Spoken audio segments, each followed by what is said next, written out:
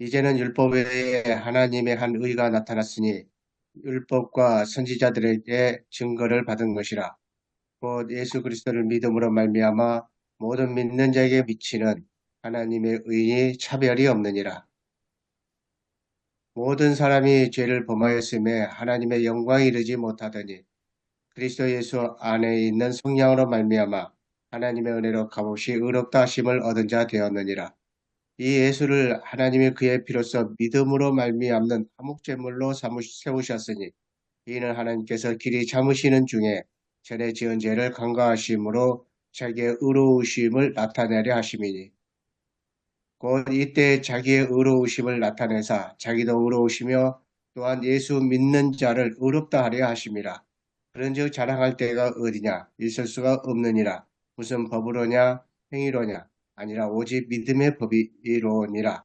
그러므로 사람이 의롭다 하심을 얻는 것은 율법의 행위에 있지 않고 믿음으로 되는 줄 우리가 인정하노라. 아멘. 아멘. 음. 예, 성령 강림절 후 23째 주일이고요. 본문은 로마서 3장 21절에서 28절인데, 먼저 주석을 보면요, 김병모 교수님 오신데, 설교 착상으로서 본문 읽기인데, 이제 제목에 나온 것처럼, 제목은 이제 3장 28절 말씀으로 이신칭의라고 얘기할 수 있는데, 이신칭의는 우리가 알듯이 바울의 어떤 핵심 사상 또는 그 기독교 핵심 사상으로 간주할 수가 있습니다. 근데 이 이신칭의에 대한 두 가지 이해를 얘기하는데, 첫 번째, 사람은 자기의 선행 업적 공로로가 아니라 예수 그리스도를 믿는 믿음으로 하나님에 의해서 의롭다고 간주된다, 이렇게 이해할 수 있고, 또 하나는 사람은 유대인이나 이방인이나 상관없이 예수 그리스도를 믿고 따르는 신실한 믿음으로 하나님에 의해서 의롭게 된다. 이 두 가지 이해가 있는데, 또 다른 여러 가지 이해로도 볼 수 있지만, 바울은 이 구절을 쓸 때 정말로 어떤 의미를 염두에 두었을까? 이런 이제 물음으로 이제 설교 착상의 본문 읽기로 마무리했는데요. 그 다음에 역사적 문학적으로 본문 읽기, 본문 구조 분석을 보면 바울은 유대인들에게도 복음을 전했지만 주로 이방인들 사이에 집중한 걸로 우리가 잘 알고 있는데, 로마 교회의 주류는 이방인 그리스도인들이고 비주류는 유대인 그리스도인들이었는데 그 사이에 갈등이 있었던 것으로 보이고, 그래서 이 유대인들과 이방인들을 서로 견주어가며 이 로마서를 쓰고 있다라고 얘기하고 있습니다. 그리고 이제 로마서 전체 주제 구절은 1장 16절, 17절인데, 바울은 누구나 모두 죄 아래 있다라고 얘기한 다음에 그 3장 21절부터 26절에서 이 주제 구절을 좀 더 이렇게 들어가서 낱낱이 풀어주고 있습니다. 그래서 우리가 3장 21절부터 26절을 살펴볼 때 좁게는 1장 16절, 17절을 생각하면서 또 넓게는 로마서 전체를 보면서 살펴봐야 한다라고 하면서 3장 27절부터 31절은 소단락으로 볼 수 있는데 3장 21절부터 26절에 이어지는 결론 부분으로 봐야 된다라고 말합니다. 신학적 명상적으로 본문 읽기를 보면 먼저 21절은 나오는 이제는 26절의 지금과 마찬가지로 하나님이 예수 그리스도를 통해 새로운 역사를, 새로운 시대를 시작하신 결정적인 전환점을 가리키는 말이고, 복음은 하나님이 예수 그리스도를 통해 실행하는 구원 사건에 대한 기쁜 소식인데, 하나님이 이 복음에서 하나님의 의를 계시하셨다라고 하는 거죠. 이 하나님의 의 전체에서 핵심 개념이고, 이제 그 이해는 또 여러 가지 각가지로 볼 수 있다. 하나님은 끝까지 신실하시다. 그래서 신실하지 못한 자들에게도 예수 그리스도를 통해 용서받고 살아날 길을 열어주시는 분이고, 그리고 다시 신실할 수 있는 기회를 주신다. 그래서 하나님의 의의는 낯선, 옛날에는 없었던 그런 어떤 것이 아니라 이미 구약 성서가 증거하고 있다라고 얘기하고 있습니다. 또 이제 두 번째 22절은 하나님의 신실한 그 의로운 구원 사역은 모든 믿는 자들에게 미치는 사역인데 하나님은 유대인이나 이방인이나 따로 보지 않으시고 둘 다 구원하시려고 하셨고 이 구원 사역은 예수 그리스도를 믿는 믿음을 통해 이루어진다. 세 번째 24절을 보면 믿는 자들은 하나님의 선물로 하나님의 은혜로 하나님이 예수 그리스도를 통해 속량해 주신 덕분에 의로워진다라고 하면서 죄를 용서받고 하나님과 관계가 회복되고 성령의 인도를 따라 하나님의 뜻에 신실하게 순종하게 된다라는 거죠. 그 25절을 보면 하나님은 그를 그의 피로 믿음으로 힐라스테리온으로 삼으셨다. 헬라로. 이 힐라스테리온은 속죄 제물을 가리키기도 하고 화목 제물을 가리키기도 하고 또 구약의 언약궤 뚜껑을 가리키기도 한다 그럽니다. 예수 그리스도께서 대신 죽음으로 죄 용서 또 관계 회복을 이루시고 왜냐하면 하나님이 신실하시고 의로우시기 때문에 그런 속죄 제물이 있어야 되고 화목 제물이 있어야 된다라는 얘기죠. 26절은 하나님은 왜 사람들에게 그 신실하심과 의로우심을 보여주시려고 하실까? 왜냐하면 그도 의로우시고 예수를 믿는 자도 의롭게 하시려고 그렇게 하셨다는 거죠. 예수 그리스도의 대속 사건은 그들에게 신실하심, 포기하지 않으신 최선을 다하심을 보여주는 사건이고 따라서 이제 하나님을 신뢰하고 예수 그리스도를 믿고 죄를 용서받고 성령을 따라 하나님 뜻에 신실하게 순종할 수 있게 해 주신다라는 거죠. 여섯 번째 27절은 믿음의 법을 통해 이 모든 것이 신실하고 의로운 하나님에 의해서 모든 사람에게 그분의 선물로 그분의 은혜로 예수 그리스도의 대속의 죽음을 통해 주어지는데 따라서 우리는 자랑할 수 없다라고 하면서 이제 유대인들은 자기들이 이제 선택받은 백성이라고 자랑하고 있는데 하나님의 은혜라는 눈으로 봤을 때는 자랑할 수 없는 것 아니냐. 28절은 하나님에 의해서 사람이 의롭게 되는 것, 그 길은 오직 믿음뿐이고 유대인이든 이방인이든 예수 그리스도를 믿느냐 믿지 않느냐 거기에 따라서 의롭게 되느냐 의롭지 않게 되느냐에 달려 있다는 거죠. 위기 심판적 회개적으로 본문 읽기를 보면 사람은 하나님의 선물로 은혜로 대속의 죽음으로 의롭게 된다. 이 의로움은 오직 예수 그리스도를 믿느냐 믿지 않느냐와만 관련이 있는데 이렇게 구원은 값없는 은혜로만 이루어진다라는 것이고 피스투에인이라는 헬라 동사에는 이 영어 믿는다, to believe와 신실하다, to be faithful이라는 뜻이 한데 뭉쳐 있다는 거죠. 또 이제 명사로 이제 피스티스는 믿음과 신실 이게 두 가지가 한 덩어리로 돼 있고 그래서 믿음을 갖고 있는 사람은 신실하게 순종하고 신실하게 순종하지 않는 사람은 살아있는 믿음을 가지고 있다라고 할 수 없다는 거죠. 또 세 번째, 우리가 복음을 믿을 때 정말로 하나님이 우리를 구원하신다고 확신할 때 하나님은 값없는 은혜로 우리의 죄를 용서하시고 우리를 의롭게 해주신다. 이렇게 두 가지로 요약하는데 둘째로 이제 우리는 당연히 하나님 은혜에 감사하면서 최선을 다해 이 은혜에 부응하는 삶을 살아야 한다. 이렇게 얘기할 수가 있겠습니다. 설교 간추림은 김희연 목사님 서울 동일교회인데 들어가는 말에서 정치인 재판을 얘기하고 유죄와 무죄의 열쇠를 재판장에서 판사가 가지고 있다라고 하면서 칭의와 정죄는 반대말이고 칭의와 사면은 동의어다. 하나님의 칭의에 대한 세 가지 진리가 있다라고 하면서 이제 새긴말에 들어가서 세 가지를 얘기합니다. 첫째, 칭의의 근원은 하나님의 은혜다. 경건, 생활, 봉사, 헌금 이 모든 것은 어떤 은혜에 관한 응답으로 여겨야 된다는 거죠. 둘째, 칭의의 근거는 그리스도의 십자가인데 속죄 제물과 화목 제물을 진 그리스도, 어, 어, 그리스도를 우리가 그리스도가 그렇게 되었고 속량, 화목, 나타냄을 담고 있는 것이 십자가다. 셋째, 칭의의 수단은 믿음이다. 칭의는 오직 은혜로 말미암아 오직 믿음으로 이루어진다는 거죠. 그러면서 나오는 결론은 그리스도의 십자가 능력만 믿고 헌신의 삶을 살아감으로 영광을 돌리자. 이렇게 설교하셨습니다. 율법 안에서 찾을 수 있는 은혜가 있다면 무엇일까? 한번 생각해 봤으면 좋겠고요.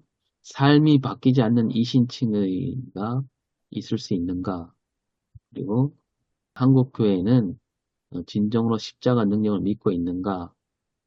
이걸 한번 생각해 봤으면 좋겠습니다. 네, 이상입니다.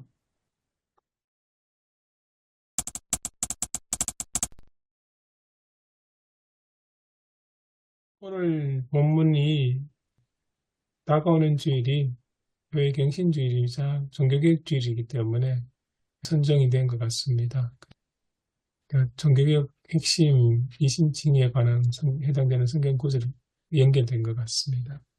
그러면 오 목사님 첫 번째 질문해 주셨던 율법 안에서 찾을 수 있는 은혜는 무엇일까? 은혜하고 율법하고 이렇게 개념을 조금 정리를 하면 좋을 것 같다는 생각이 듭니다. 은혜가 무엇이고 그렇다면 율법 안에서도 그런 은혜를 찾을 수 있는가? 하나님의 은혜를 찾을 수 있는가? 찾는다면 무엇인가? 그 이야기를 이렇게 정리를 해보면 어떻겠습니까? 오늘 본문을 근거로 해서 바울이 말하는 하나님의 은혜가 무엇이냐? 하나님의 은혜 그러면 굉장히 포괄적인데 좁혀서 오늘 본문을 근거로 해서 바울이 말하는 하나님의 은혜. 오늘 로마 교회의 유대인과 이방인과의 어떤 대립과 반목, 어떤 유대인들의 자기들 우월성 주장하는 거 뭐 이런 거를 보면서 오늘 본문을 바울이 기록했을 때는 차별이 없는 은혜를 말하고 있는 것 같아요. 그래서 왜 하나님이 차별이 없느냐 하면은 이게 도킹개킹이라는 거죠. 유대인은 뭐 율법을 가지고 있어서 율법을 지키고 그러니까 자기들은 뭐 더 우월하다 하나님의 구원을 받는다라고 말을 하지만은 사실 유대인이든지 이방이든지 거기서 거기라는 거예요. 다 죄인이고 모든 사람이 죄를 범하였으면 하나님의 영광에 이르지 못하는 그런 것 때문에 유대인이든지 이방인이든지 이렇게 뭐 현주거나 비교하는 것이 아니라 차별이 없이 똑같이 임하는 하나님의 은혜, 믿음으로 구원받는다고 하는 그것을 본문에서 말씀하고 있는 걸로 저는 오늘 본문이 저로서는 이제 네 번째 설교를 요 같은 본문으로 했더라고요. 2006년, 12년, 15년 설교 예배 강단에서 쭉 이렇게 했는 게 이제 그렇게 6년, 12년, 15년 이렇게 했고 이제 요번에 24년에 이제 또 네 번째로 요거를 하게 되는데 이게 이제 교회 갱신주일 설교 본문으로 아주 거의 뭐 단골 본문인데 이렇게 우리가 차별 없이 받은 은혜, 내가 뭐 모태신앙이어서 내가 뭐 장로여서 목사여서 뭐 조금 낫고 뭐 이것이 아니라 뭐 도킹개킹으로 다 우리가 하나님 안에서 그 구원의 은혜를 우리가 받았다고 하는 믿음으로 구원받았다는 그것으로 보면은 우리가 하나님 앞에 사람들 앞에 하나님 앞에 오만해서는 안 되는 그런 것들을 오늘 본문에서 조금 발견하게 됐습니다.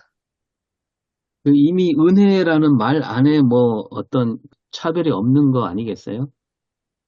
만약에 어떤 뭐 누군가 이렇게 그 은혜를 베풀 때 어떤 기준을 정해갖고 이런 사람에게는 은혜를 주고 이런 사람에게 은혜를 안 준다. 이거는 말이 안 되는 거잖아요. 그럼 그건 벌써 은혜를 받을 사람이 따로 있고 못 받을 사람이 따로 있고 이게 기준을 정한다면 그거는 은혜라고 하기가 힘들겠지요. 은혜가 아니고 혜택이겠죠, 그러면. 근데 이제 구약에도 보면 그 하나님께서 뭐 이렇게 율법을 주시고 뭐 지키라고 말씀하시긴 하셨지만 이스라엘 백성들이 여러 차례 이렇게 하나님께 말하자면 은혜를 받잖아요. 근데 구약에서도 보면 그 이스라엘 백성들이 율법을 잘 지켰기 때문에 하나님 말씀을 잘 지켰기 때문에 하나님이 도와주셨다. 이런 부분은 잘 찾기가 어렵지 않나요? 그들이 행위에 따라서 하나님이 도와주시고 이름은 안 도와주시고 그런 것보다는 사실 그 바벨론 포로 돌아올 때도 유다 백성들이 가갖고 뭐 옷을 찢고 막 뭐 회개하고 막 그랬기 때문에 하나님이 다시 돌아오게 했다. 이런 구절은 찾아보기 힘들지 않나요? 그런데 왜 이제 이 유대인들은 그런 어떤 율법주의에 사로잡히게 됐을까? 그런 의문도 생깁니다. 출애굽 때도 이스라엘 백성들이 뭐 애굽에서 하나님 말씀을 잘 지키고 신실한 백성으로 살았기 때문에 하나님이 애굽에서 나오게 했다. 그런 구절이 없잖아요. 그렇다면 지난주 욥기하고 좀 연결돼 본 부분이 내용적으로 있지 않을까 하는 목사님 말씀 듣고 보니까 하나님은 언제나 한결같으시고 어디에나 계시는데 사람들이 뭐 이렇게 저렇게 이제 제 생각에 조금 구분을 했으면 싶습니다. 그러니까 하나님 은혜를 이제 포괄적인 은혜로 생각하는 것하고 구원의 은혜라는 개념을 조금 구분해가지고 포괄적인 은혜는 하나님 창조 세계 자체가 하나님께서 은혜로 베푸신 세계가 아닐까 그렇게 생각이 되고요. 그래서 그런 면에서 이제 성경이 창세기에 나오는 그 인간의 타락으로 인한 문제의 발생에 대해서 하나님의 구원의 은혜를 베푸신 그 이야기는 그러니까 포괄적인 은혜하고 좀 다르게 구분하는 게 좋지 않을까 싶습니다. 그래서 오늘 여기 본문에서 주로 다루는 내용들은 이제 아마 구원의 은혜에 대한 이야기에 초점이 맞춰지지 않을까 그런 생각이 들거든요. 그래서 이제 예수 그리스도 안에서 성령으로 말미암아 하나님의 은혜로 값없이 의롭다 하심을 얻은 자가 되었느니라는 이런 문구가 나올 수 있지 않았어 그런 생각이 듭니다. 그 신학적으로 굉장히 이제 지금 중요한 것 같은데요. 그런 어떤 이제까지는 두 개로 그래 나누어서 어떻게 보면 하나는 다른 말로 하면 보편적인 은총이고 공간복음이 있듯이 악한 사람에게도 착한 사람이 골고루 비를 내리시고 그런 구절이 있듯이 보편적 은혜인데 근데 구원은 예수 그리스도만을 통해서 이렇게 되니까 이게 자칫하면 배제? 예, 그 그리스도로만 이렇게 돼. 그게 이제 굉장히 어떤 배타적인 그리스도로인데 구원을 오히려 굉장히 보편적으로 좀 넓혀가야 되잖아요. 조심스러운 이야기긴 합니다만 너무 좁혀서 하니까 그냥 이분법적 신앙이 되기 쉬운 그런 상황까지 오지 않았을까. 그 예수를 좁게 이해하니까 구원도 좁혀지고 그래서 이제 그런 역사가 기독교 안에서 계속 내려오니까 기독교 바깥 사람들은 이방인으로서 개종해야 돼. 성교도 개종의 대상으로 나가고 그 개종의 대상으로 나갔는데 또 19세기 정도 되니까 제국주의하고 맞물려가지고 제국주의 그러니까 뭐랄까요 어떤 기독교 국가하고 아주 배타적인 구원을 하고 이게 합쳐져 버리니까 굉장히 세구 제국주의가 그대로 고스란히 이제 선교 현장에 나타나. 그러니까 이방 종교는 다 말살돼. 그래서 어떤 신학자는 그런 글을 이야기해서 패러다가 바뀌어야 된다.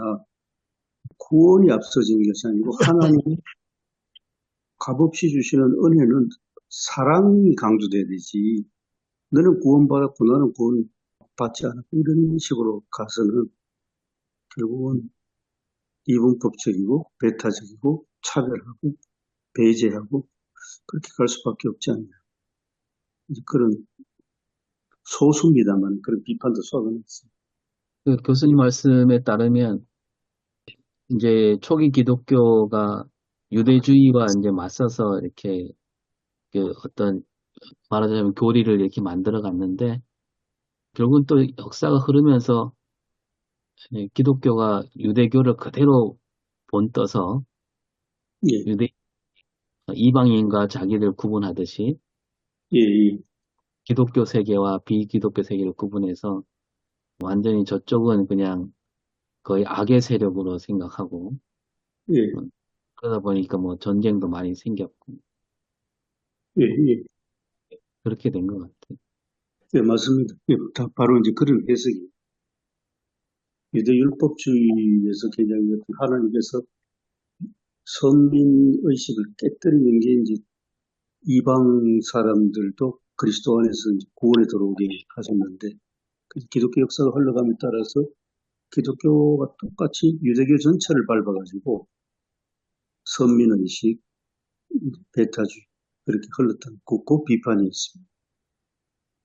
다른 말로 표현하면 하나님의 한없으신 사랑으로 구원이 이루는 거지. 너는 구원이고 너는 다른 사람은 구원이 없다. 이건 아니라는 이제 그런 내용이 포함되어 있습니다. 근데 이 부분은 사실 신중하게 고민도 해야 되는 부분이 있는데 또 한편으로는 설계할 때는 좀 신중하게 생각을 해야 될 부분인 것 같기도 해요. 자칫 잘못하면 구원론에 있어서 혼돈을 불러일으킬 가능성이 있을 것 같아요. 이 비슷한 게 이제 종교개혁 당시에 루터하고 트빙글리 사이에도 논쟁이 있었다고 들었습니다. 루터는 철저하게 이신칭의 그리스도를 통한 거기 이신칭의에 집중했기 때문에 예수 그리스도를 배제하고 구원에 대한 이야기를 하기 힘든 걸로 불가능한 걸로 봤는데 트빙글리는 조금 그러니까 이신칭의 개념도 하지만 또 다른 그러니까 고대 이교도들, 예를 들면 소크라테스나 뭐 세네카 이런 사람들, 그리고 아직 예수 그리스도의 복음을 듣지 않는 자들에 대한 그런 구원이라고 할까요? 그런 길에 대해서도 어느 정도 이야기를 하거든요. 그걸 듣고 이제 뉴턴은 이제 분노를 하지만 그런 것들 있는데 좀 지금 저희들 상황에서 좀 신중해야 될 것 같다는 생각이 듭니다. 그 보편적인 구원을 얘기하면 예수 그리스도가 오셔야 할 이유가 없잖아요. 그리스도가 뭐 이 땅에 오실 이유가 아무 이유가 없지 않습니까? 전제로 창세기에 그리고 로마서 5장 같은데요. 창세기 3장에 결정적으로 아담은 곧 인류로 이해하면 되지 않겠습니까? 그러면 아담이 죄를 지었다는 것은 모든 인류가 죄를 지었고 그렇기 때문에 모든 인류를 위한 그리스도의 오심, 그 핵심은 죄 용서. 그렇게. 예, 그러니까 다 모든 사람에게는 다 열려 있다. 그래서 그 마태복음 5장 그 43절 48절까지는 원수를 사랑하라는 말씀 가운데 속에서 하나님께서는 해를 악인이나 선인에 다 비추신다. 의로운 자도 불의한 자에게 다 비추신다. 그렇게 이제 말씀하시고 너희 하나님 아버지 온전하시던 너희도 온전해라 그렇게 말씀하셨거든요. 그러니까 모든 사람에게 다 열려 있다. 누구는 되고 누구는 안 되고 그렇게 하지 않지만 그러나 그거를 받아들이는 사람과 받아들이지 않는 사람. 예수 그리스도도 그 부활하신 거를 모든 사람에게 다 보이시지 않으셨잖아요. 예수 그리스도가 제자들에게만 부활을 보이셨지 일반 사람에게 뭐 총독에게 보이거나 황제에 보이거나 내가 살아났다 이렇게 보이지 않으셨지 않습니까? 예, 그러니까 선택적이죠. 어차피 보면 제자들에게 나타나셨고 믿는 무리에게 나타났잖아요. 만일 예수님이 부활했다는 게 다 나타나서 역사에 기록됐다 그러면 확실히 기록됐다면 사람들이 인정할 텐데 공식적으로 그게 나타난 것도 아니고 제자들이 무리 가운데 나타났지 않습니까? 부활석을 믿고 받아들인 사람들은 초창기에는 예수를 따랐던 사람들, 그런 사람들이 나타나잖아요. 그리고 또한 그 믿음으로 말미암아 그 의롭게 되리라고 하는 놀라운 선언도 그 이스라엘이 계속 타락하지 않습니까? 타락하고 계속 하나님을 거역하고 그렇게 하지만 그 가운데도 하나님께서 하나님을 믿는 사람, 신실한 사람은 반드시 구원하신다. 그게 결국은 이제 루터의 그 로마서도 나타나잖아요. 믿고 받아들인 사람과 끝까지 받아들이지 않은 사람과의 어떤 그것들은 햇빛이 똑같이 비치지만 햇빛을 잘 이용한 사람과 그렇지 않은 사람과 차이가 있지 않습니까? 그러니까 지금도 하나님은 여전히 은혜로우시다. 모든 사람이 비춰 은혜를 받아들인 사람과 은혜를 받아들이지 않은 사람과는 그거는 차이가 있다라고 하는 선택적이다. 그렇게 이제 생각하면 어떻겠나 싶습니다. 근데 이제 말씀하신 것, 제 생각은 그렇습니다. 두 가지, 이제 부활인데, 누가복음 24장에 보면 예수님이 부활이라고 아무도 생각하지 못했고, 또 그 말을 들었던 제자들도 믿지 못했고, 여성들도 심지어 마찬가지인데, 부활하신 날 그 새벽에 여성들이 예수님의 시체를 좀 돌보려고 갔다가 부활 소식 듣고 깜짝 놀래요. 그 예상치 못했다는 거지. 처음부터 부활하시리라 믿은 게 아니고 예상치 못했고.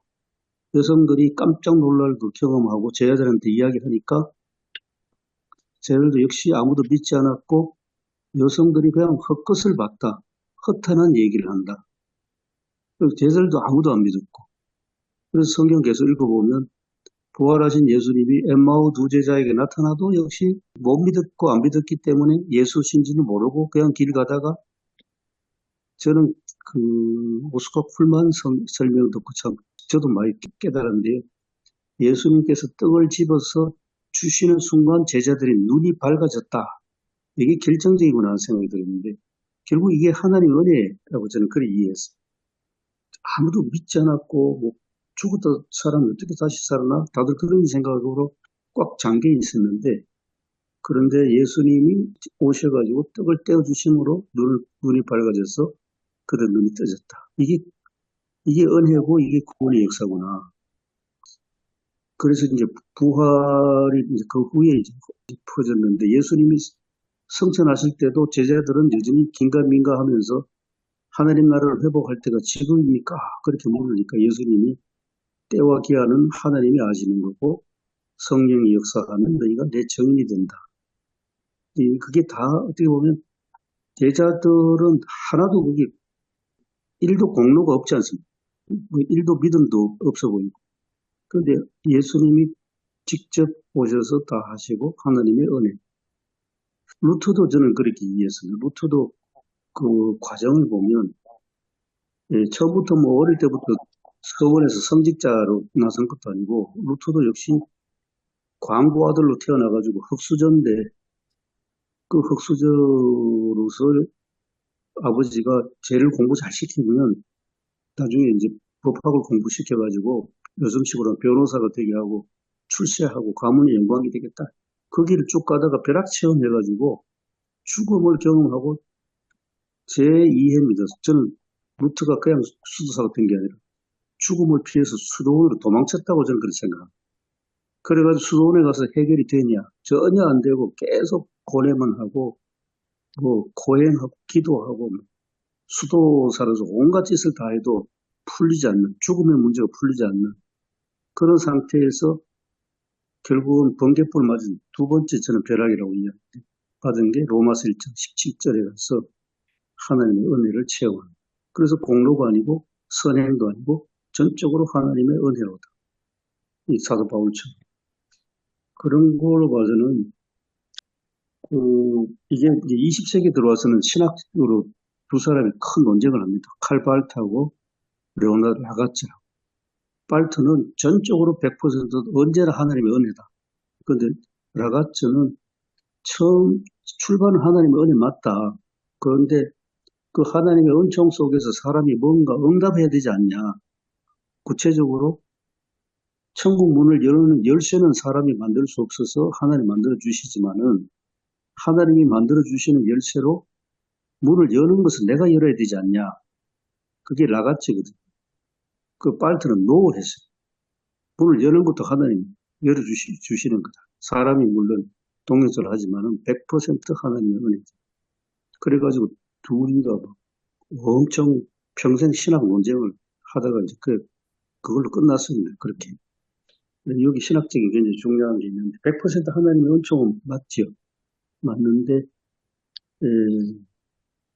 그런데 이제 그 은총 하나님의 은혜가 이게 어떤 제한되기 때문에 배타적이거나 그런 건 아니지 않는가. 그 생각에서 제가 말씀드린 거예요. 한국 교회 보면 하나님의 은혜 하면서 교회 밖에 나가면 자기 편할 대로 다 살고 하나님의 은혜 하면서 요즘은 그게 이데올로기가 겹쳐가지고 굉장히 네 편, 내 편 편가르기에 이용돼.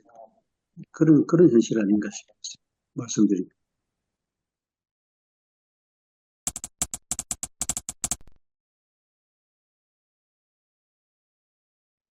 유대인들 같은 경우는 자신들이 아담의 후손이라는 걸 인정하지 않고 아브라함의 후손이라는 것만 고집하는 것 때문에 자기들 스스로 차별성을 갖고 있는 건데 하나님은 차별하지 않는데 자기들이 차별하는 거죠. 그래서 자기들이 다 죄인이라는 것을 인정하지 않고 아브라함의 후손이고 율법을 가져서 자기들은 율법으로 의롭다라고 하는 그런 고집을 가지고 있는 유대인들까지도 차별하지 않고 또 유대인들 스스로 이방인들을 부정하자라고 여기는 그런 어떤 차별적인 생각을 하나님께서는 하나도 차별하지 않는 거기에서 은혜의 출발이 있지 않나 그런 생각이 좀 들었습니다. 그리고 로마서 3장, 그리고 1장 17절 이전에 로마서 1장 보면 처음에 바울이 전제를 그렇게 분명히 배운 것 같습니다. 1장 14절 보면 헬라인이나 야만인이나 지혜 있는 자나 어리석은 자에게 내가 다 빚진 자라. 이게 분명했습니다.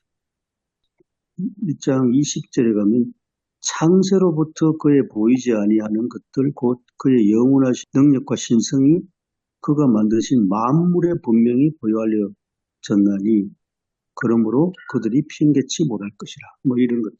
이건 굉장히 일부 보편적이고 어떤 요즘 식으로 표현하면 기후위기까지도 포함되는 창조까지 다 포함되는 하나님의 은총.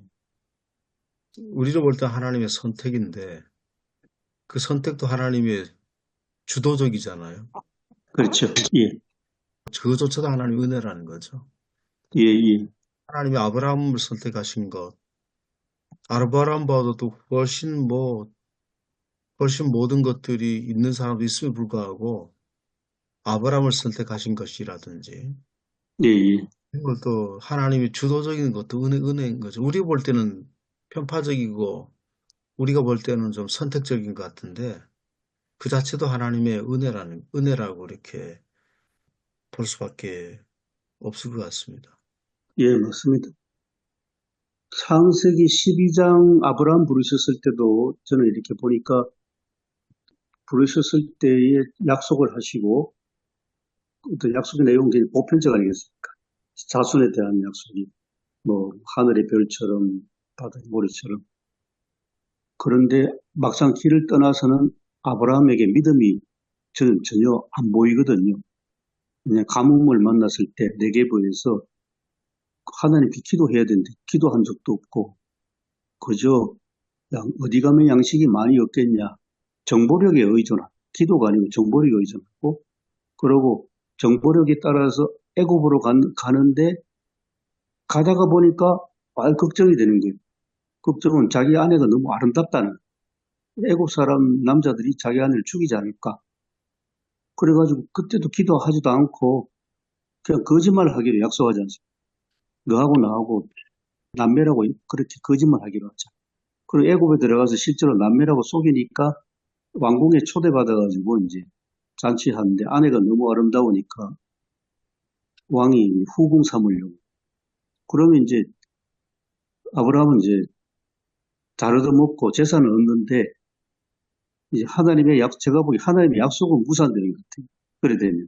왜냐하면 아브라함과 사라 사이에 자손을 약속했는데 하나님은 그 약속이 무산될 그 지경에 하나님께서 아랍 궁전에 재앙을 내리셔서 꼼짝 못하게 만드죠. 이런 것들이 다 하나님의 은혜가 하나하나가 다 은혜가 아닐까. 아브라함은 제가 보기에는 믿음의 뭐 영웅도 아니고 믿음이 좋은 사람도 결코 아니었습니다. 제가 보기. 그저 그런 사람이었고, 근데 하나님의 은총으로 계속 살아가는 거예요. 예, 말씀하세요. 12장에서 아브라함이 갈대우르에는 여러 다양한 신들이 있잖아요. 예. 뭐 초승달을 섬기는 신을 섬겼다고 그러거든, 갈대우르는. 성경에 있으면 그 아버지 데라가 뭐 우상을 만들어 팔았다, 뭐 이렇게. 그리고 우리가 보통 일반적으로 알죠. 성경에는 그런 기록 내용이 없는데, 다양한 다신론 사회니까 다양한 신들이 좋았는데, 하나님께서 이제 아브라함이 하나님에 대해서 어떤 하나님이 우리가 말하는 현재 여호와라고 하는 신은 아니잖아요. 개념이. 예, 아닙니다. 여호와 신의 여호와 신의 개념은 모세로부터 정확하게 나타나는 것이고, 그냥 신이잖아요. 그러니까 그가 예. 나타나서 말씀할 때 그 신을 자기 신으로 받아들였다는 거죠. 그냥 그 말씀을 나타나서 말씀하셨을 때 그 말씀을 들었다는 거죠.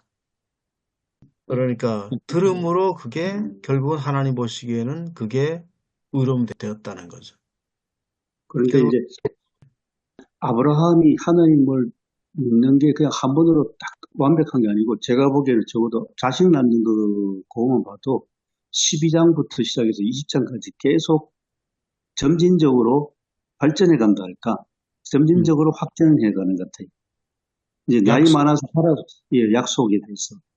약속과 후손에 대한 건 맞는데, 예. 12장에서는 내 본토 직접 아비집을 떠나라고 말씀하셨잖아요. 근데 예. 떠나기가 쉽지 않잖아요. 그 예. 당시에는 어떤 성 중심으로 해서 성을 떠나는 거는 결국은 어디든지 도성이나 성을 떠나는 것은 결국은 안전을 보장받지 못하는 상황이지 않습니까?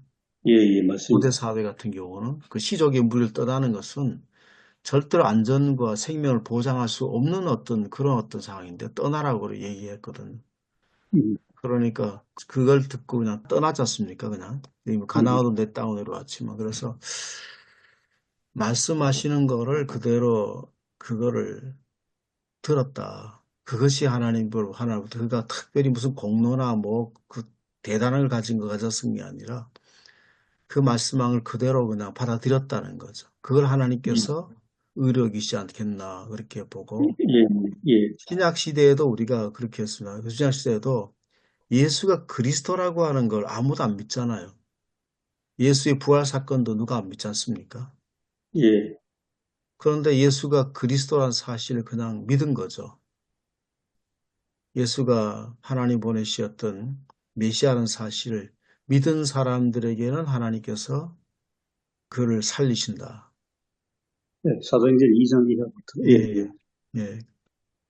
그래서 덧붙여서 말씀드리면 강사문 교수님의 논문을 한번 읽었는데 아브라함 시대부터 족장 시대에는 자기들이 따로 자기들의 하나님을 찾는 단어조차 없었답니다. 가나안 족속들도 다 자기들 신을 엘로 불렀고 아브라함과 그 후손들도 창세기까지는 다 그냥 엘 했답니다.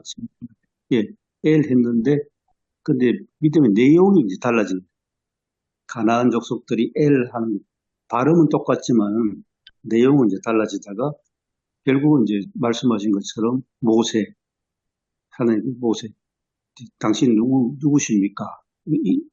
하나님 이름이 뭡니까? 이제 물으니까 나는 스스로 있는 자다.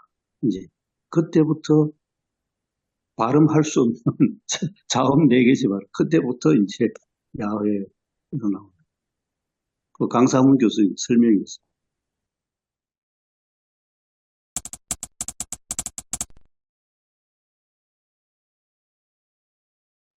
이제 종교개혁주의를 맞이해서 이제 이 본문을 얘기하는데, 그래서 이신칭이란 말이 나오고, 루터가 말한 게 나오는데,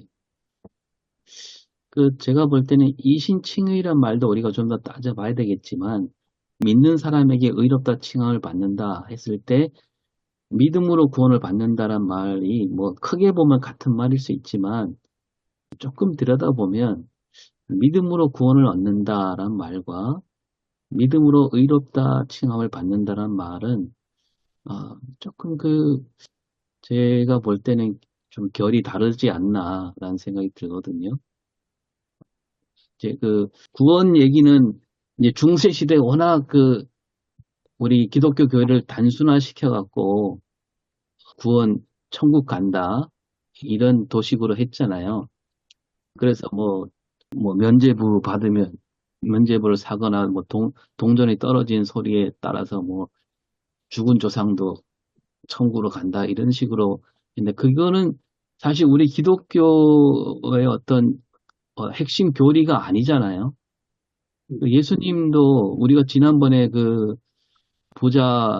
어떤 부자가 와서 예수님께 물었을 때 그 부자가 말한 것은 영생을 얻는 길을 얘기했는데 물었는데 예수님은 곧바로 영생을 얻으려면 너 어떻게 해야 되냐 이 얘기를 해주시지 않고 하나님 나라를 말씀하셨거든요.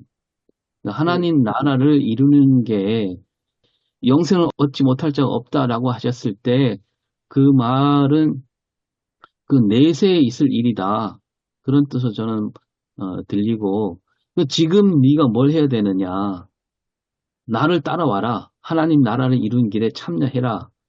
그런 의미로 받아들일 때 이신칭의도 믿는다면 의로운 일꾼이 돼야 되지 않겠느냐. 이렇게 봐야 되지 않을까. 그러니까 이제 구원이란 말을 너무 우리는 저 뒤에 나중에 있을 결과 그걸 너무 이렇게 끌어다가 쓰는 거 아닌가라는 생각이 들거든요. 예, 그것도 굉장히 중요한 지적인 것 같습니다. 왜냐하면 구원은 보장이 되지 않습니까? 나중 걸 끌어쓰니까 미리 무슨 보험 들듯이 보장이 됩니다. 예수를 그리스도라고 믿는다 이 말이 전 좀 이게 오해가 많은 것 같아요. 예수를 그리스도라고 믿는다는 말이 이를테면 나는 당신이 우리 어머니인 줄로 믿습니다. 이제 나중에 뭐 헤어진 어머니 만났을 때 나는 당신이 우리 어머니인 줄 믿습니다. 이런 믿음하고 다른 거잖아요. 예수님이 누구냐? 해서 그리스도다.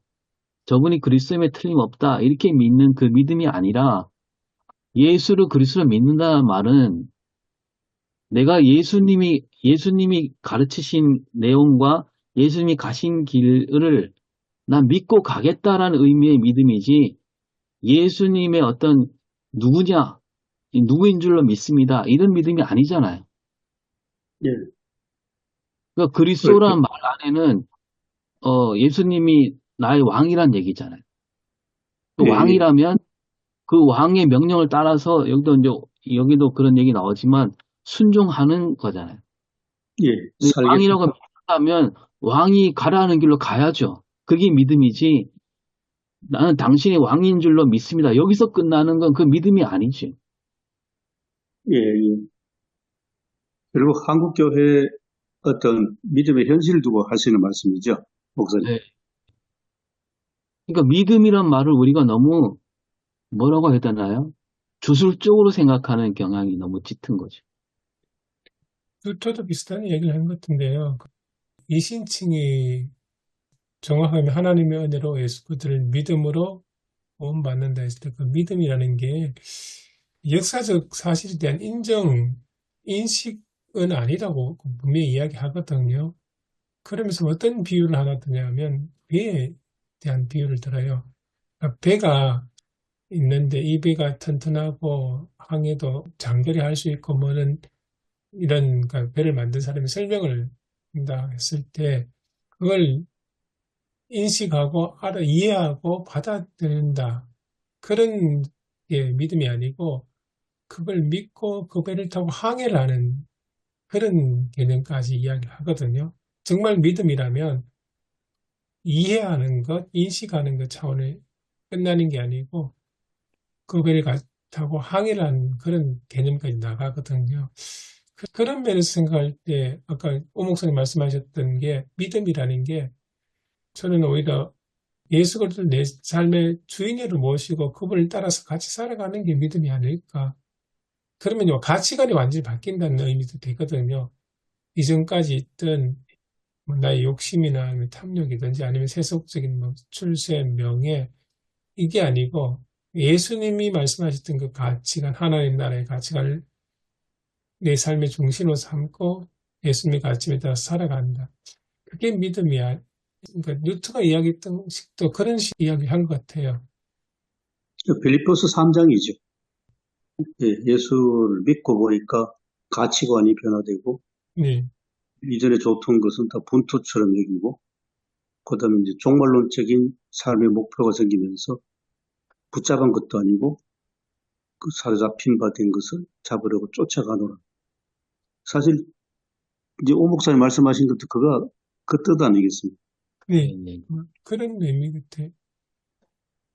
뉴트가 구체적으로 했던 말은 모든 것이 신앙에 근거한다. 신앙을 갖지 못한 자는 바다를 건너야 하는데도 배를 믿지 못해 매우 두려워하는 어떤 사람과 같다. 그래서 현재 자리에 머물면서 배를 타고 건너가려고 하지 않기 때문에 결국 구원을 얻지 못하는 것이다. 이렇게 뉴트의 그 말이 그렇게 기록되어 있거든요. 그래서 이런 의미로 생각한다면 우리 지금 한국 그리스도인이 생각하는 이신칭의에서 그 믿음이라는 거는 어떻게 보면 인식론적인 인정 정도 수준인 것 같아요. 2000년 전 예수님께서 우리 죄를 위해 십자가에 달려 돌아가셨다. 그건 나 잘 알고 있고 나도 인정한다. 긍정한다. 여기서 끝나는 것 같아요. 또 하나는 제가 느끼기에는 문제가 되는 거는 왜 하나님께서 우리를 구원하셨나? 하나님의 은혜로 구원하셨나? 그 목표는 우리 자신에게 두기 때문에 문제가 되는 것 같아요. 그 아브라함이 선택하신 것도 사실은 아브라함이 그 최종 목표를 둔 게 아니고 그를 통해서 그 뒤 자녀들, 주변 나라까지 확장이 되지 않습니까? 하나님의 뜻이 확장되는 그런 것을 원하셨는데 어떻게 보면 오늘날 그리스도인들 예수님을 통해서 믿음을 갖게 되고 하나님 나라를 향해서 나아가야 될 그리스도인들의 모습이 한국 교인들은 약하지 않아. 결국 자기 구원의 최종 목표가 자기, 조금 더 나가면 자녀, 이 정도로 끝나기 때문에 그러니까 이신칭이라는 개념이 사실은 사회적 영향력도 없고 어떻게 보면 굉장히 이기적인 그런 이론 같은 생각이 들거든요. 하나님의 창조 세계와 하나님 나라에 대한 관심이 크게 없어요. 자기가 그 나라에 들어가면 된다는 생각을 해버리니까 그걸로 끝이니까 그런 생각이 어떻게 보면 오늘날 종교개혁 이야기를 하면서 조금 왜곡된 이신칭의 이해 좀 바로잡아줘야 될 필요가 있지 않을까 그런 생각이 좀 들었습니다. 우리나라 역사를 이렇게 교회 역사를 살펴보면 큰 변화 단계가 있었던 것 같습니다. 이렇게 초창기에 복음이 들어와서 예수 믿던 사람들은 삶도 분명히 변화되고 가치도 달라졌지 않습니까? 이제 하나 예를 들면 6.25 전쟁 때 손영원 목사님 같은 경우도 목사님 어서 배 타고 떠나십시오. 피난 가십시오 하니까 손 목사님이 나는 양떼를 놔두고 갈 수 없습니다. 그게 이제 죽음의 길로 간 그런 예가 있는데 그런데 이제 한국 교회가 막 부흥이란 것을 교회 양적 성장 기조로 가는 65년 이후 70년대에 되면 대표적인 경우 제가 보기에는 CCC 사형리 같아요. 그러면 굉장히 편리한 예수 믿는 게 되죠. 교인 수는 늘어나고 교회는 성장했는데 어떻게 보면 그 사형리 같은 신앙이 확 퍼져가지고 굉장히 편의주의적인 예, 좀 너무 제가 심한 말인지 모르겠습니다. 맞습니다. 저도 그거 말씀드리려 했는데, 특히 이제 맨 마지막에 영접기도 같은 경우에는, 영접기도 따라하기만 하면, 이제 당신은 이제 구원받은 백성이다. 이런 식으로 얘기하는 게, 우리 기독교 그 진리를 정말로 그냥 수준을 엄청 낮춰버린 엉뚱한 길로 가게 만든 그런 그 결과를 내고 말았죠. 그래서 영접기도 했느냐 안 했느냐 거기에 따라서 구원 받았느냐 안 받았느냐 이런 식으로 정말 이게 천박하다고 해야 되나요? 한 3년 됐습니다. 제주도에 CCC 수련회를 했거든요. 한 10,000명 이상 왔습니다. 개인 엄청나게 와가지고, 그것도 제주도 순례하고 뭐 활동한다고, 그, 막 해변을 돌면서 쓰레기도 줍고 막 했거든요. 그러니, 와, 참 착하고 아름다운 일 했다 그러는데, 그 평가회 할 때 제주대학교 교수님 한 분이 오셔가지고, 그 사회학과 교수님이었습니다.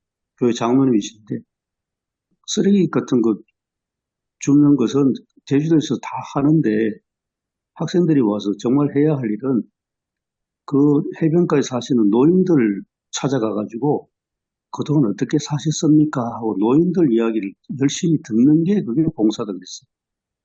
굉장히 뼈아픈 이야기다 싶습니다. 2박 3일, 3박 4일 한바탕 와가지고 막 순례하고 막 그다음에 마지막 청소한다고 하고 대청소하고 가면 자기들은 우리가 봉사까지 잘했네 할 줄 몰라도 제주도 사람들한테는 전혀 와닿지 않는다는 그 말씀. 그 말씀은 좀 조심스럽지만 제주도 사람들은 4.3에 대한 의리가 가슴 깊이 남아있는데 특히 노인들은 그 말씀을 못한다. 이게 또 기독교와 연관이 있어갖고 또 음, 너무 몰라요. 또 4.3이나 이런 역사를 우리가 그동안 쉬쉬해와서 그런지 너무 모르고 4.3과 여순 사건 또 이어져 있는데 예, 그런 것도 너무 모르고 이번에 탄강 작가가 또 그 책으로 상을 받았기 때문에 조금 사람들이 관심을 가지려나 그런 기대는 있습니다. 예, 아무튼 종교개혁 기념주일에 오늘 본문 설교를 하게 되는데요. 저도 아무것도 모르는 사람이지만 어떻게 보면 우리 한국 교회가 어떻게 보면 거대한 오류에 빠져 있지 않느냐. 저는 그런 생각을 좀 많이 가지게 되고요. 그래서 이 거대한 오류가 무엇인지를 좀 밝혀내는 그것이 중요할 것 같고, 오늘 본문에 의해서 나간다고 한다면 이런 본문에 대한 해석들을 어떻게 잘못 간 것이 때문에 이런 거대한 오류가 왔는지 그것도 좀 이야기를 해보는 것도 좀 중요하지 않을까, 좀 그런 생각이 듭니다. 어떻든 일선의 목사님들과 이렇게 대화들을 나눠보게 되면은 서로가 세계가 전혀 다른 것을 느낄 때가 많이 있습니다. 너무 우리하고 다르다. 그런 목회를 하고 있는 것들을 보게 되는데, 저는 뭐 제가 옳다고 생각하고, 또 그런 분들은 그런 분들이 자기가 옳다고 생각하고, 뭐 그렇게 나가고 있는데, 아무튼 저는 이제 이런 생각이 들 때도 있습니다. 우리가 이단 나쁘다, 이단 안 된다, 뭐 그런 이야기 하지만, 어떻게 보면은 참 그들보다도 못한 것이 우리 모습이 아닐까. 그런 생각이 더럭 들 때가 좀 있을 때도 있는 것 같습니다. 그래서 종교개혁 기념주의를 맞이해서 우리 한국 교회가 가지고 있는 오류는 제가 봤을 때 거대한 오류라고 생각하는데 거기에 대한 정리를 어떻게 할 건가. 제가 생각하기에는 이것이 우리의 고민이 아니랄까. 좀 그런 생각이 좀 들기도 합니다. 아주 기본적인 것부터 너무 생각의 차이가 달라서 너무 좀 당황스러울 때가 많습니다.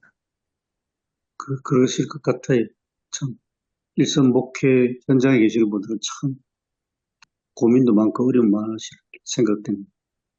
당장에 이제 제가 오늘 좀 말씀을 좀 어떻게 보면 좀 함부로 막 내뱉는데 송구스러운 거는 그것 때문에 그렇습니다. 이번 27일 날 엄청난 대규모 집회 보면서 우리 대형 교회들 또 뭐 중요한 교단들이 다 이제 교회를 해서 200억 모으면 200만 막 숫자를 막 나오는데 이거야말로 예수님의 십자가와는 완전히 동떨어진 그런 한국 교회가 되지 않나. 너무너무 우려스러워요.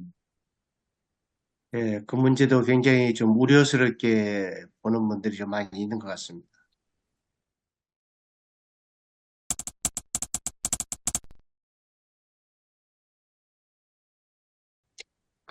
저희들 이신칭이라고, 영어 있지 않습니까? 그 이신칭이 영어, 사실 칭의에 관한 칭의론은 고대부터 있었거든요.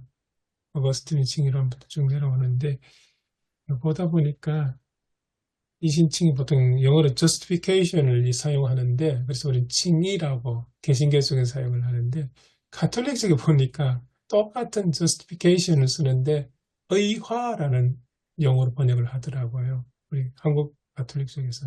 그러니까, 그 칭의론에서 이제 고대 아우구스티누스 쪽이나 이런 쪽은 그러니까 어떻게 보면 변화, 과정에 초점이 좀 많이 강조점이 더 있다면 어쩌면은 우리 이신칭은 아까 사형 이야기 나오셨던 것처럼 예수를 구주로 고백하는 그 순간 거듭났다고 생각하는 그 순간에 초점이 좀 놓여버렸지 않나. 그리고 뒤에 그 그리스도인의 삶에 대한 그런 것이 굉장히 약화되어 있지 않나 그런 생각이 들고 그러면서 이제 가톨릭은 의화라는 것도 결국 어떻게 보면 변화되어 가는 과정, 우리로 시키면 성화되어 가는 과정에 초점을 두는 식으로 영어를 번역했지 않나 그런 생각 들었습니다. 개신교는 지금 도시화 시켜놨지 않습니까? 칭의, 성화, 영화 이런 식으로 도시가 구조화 시켰는데 루터의 개념 속에는 아마 두 개 같이 공존하는 것 같다는 칭이라는 개념 안에 개혁교 쪽에서 적게 말하는 칭의 개념하고 거듭남하고 성화 개념이 함께 공존하는 그런 상황인 것 같기도 하고요. 그러니까 그 로마 가톨릭에서 잘못된 것을 우리가 개혁하겠다고 갱신운동으로 이제 개신교가 나왔는데 요즘에는 또 어떻게 그거 뭐라고 그래야 되는 거죠?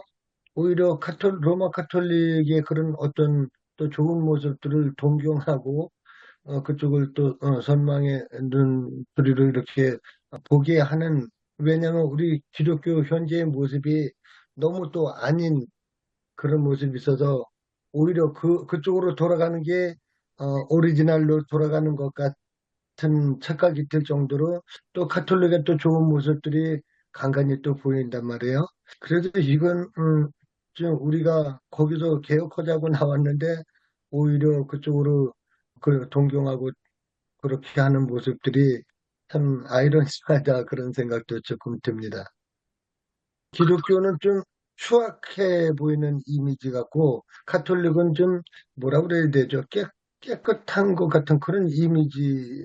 물론 이제 그 사람들이 이미지 메이킹을 그렇게 하고 정책적으로 그렇게 하고는 있어서 그렇긴 합니다만 우리 기독교는 그런 어떤 교단적인 아니면은 뭐 개교회적인 다 이런 뭐 한꺼번에 이렇게 통합적으로 움직이지 않기 때문에 그런 문제들이 있는 거기는 한데 조금 안타까운 면이 있어요.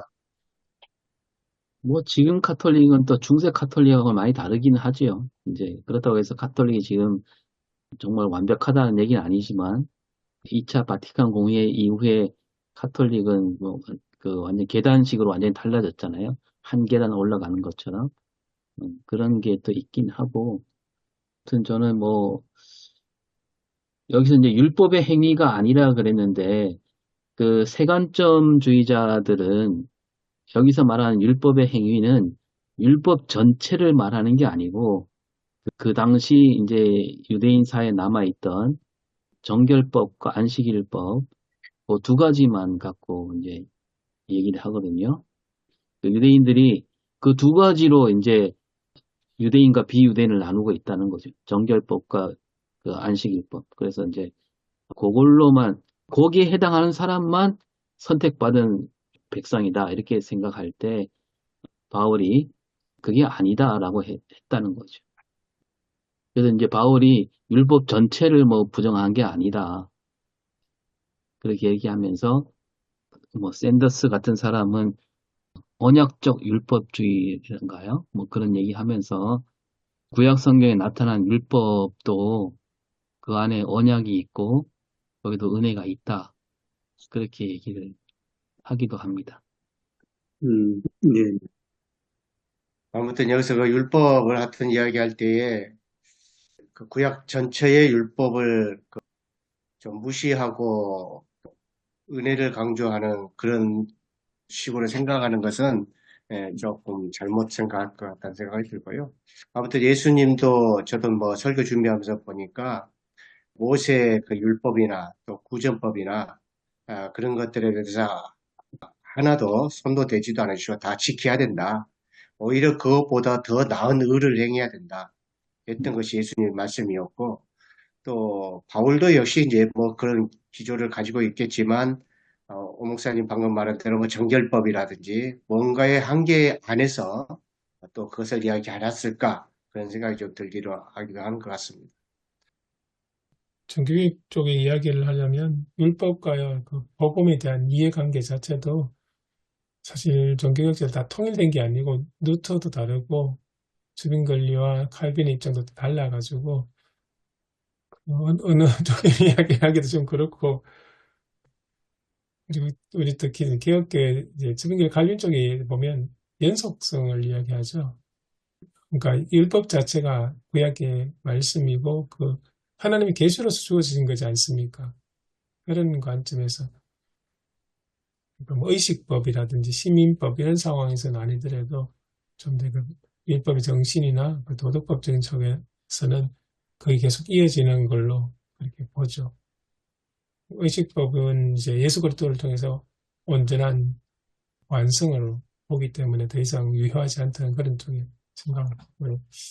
그렇게 율법과 복음, 사실 개념 규정 자체가 오늘 본문에 나온 여러 가지 그 율법, 은혜 이런 개념이 좀 설명이 필요할 것 같습니다. 율법 자체도 하나님께서 주신 것이고 그래서 조금 전에 말씀드렸던 이 저빙글 칼빈 쪽에서는 오히려 예수님께서 율법에 뭔가를 보완해 가지고 이렇게 완성시킨 거라기보다는 원래 율법의 정신을 되살려서 왜곡되고 오용되던 걸 그 정화시켜서 온전한 율법의 정신과 그 의미를 드러낸 것으로 완성하셨다. 그런 의미 이야기를 합니다. 그렇다 보니까 이제 초대 처음 주어졌던 율법이 워낙 뭐 부족하고 문제 있다는 그런 생각은 아니었고요. 그렇습니다. 나오는 이 본문 속에 나오는 용어 자체가 정확하게 이해를 하고 어떤 의미인지를 하고 본문을 좀 더 이해를 해야 될 것 같다는 생각 많이 듭니다. 예, 그리고 아까 그 오성일 목사님께서 그 사형리 이야기를 하셨는데요.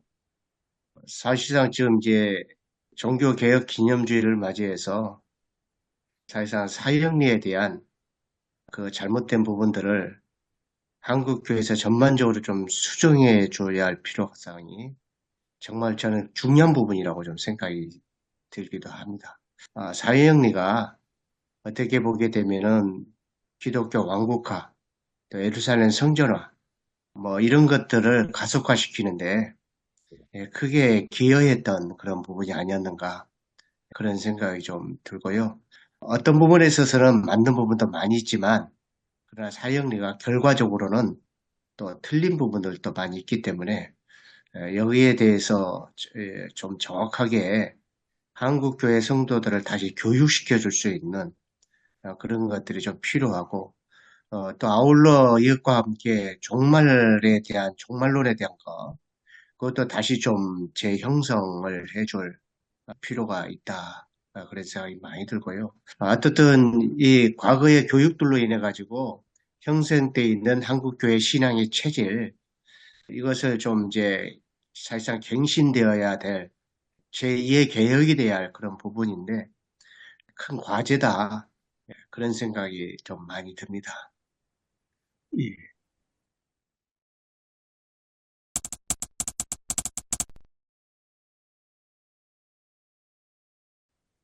해마천교개혁주의 때는 많이 썼던 제목이 10월 마지막이기 때문에 그때 잊혀진 계절 노래가 많이 나올 때거든요. 그래서 제목을 잊혀진 개혁 이렇게 해서 설교를 몇 번 했었습니다.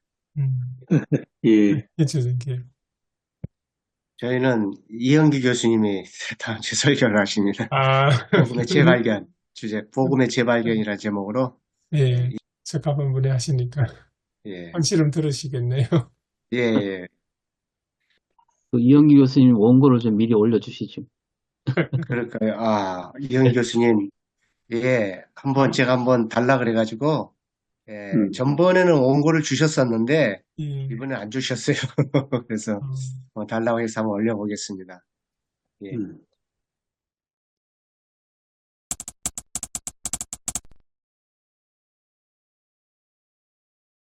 하나님 은혜를 감사드립니다. 오늘도 이른 아침부터 함께 저희가 줌으로 모여서 하나님 말씀을 어떻게 전할지 나누었습니다.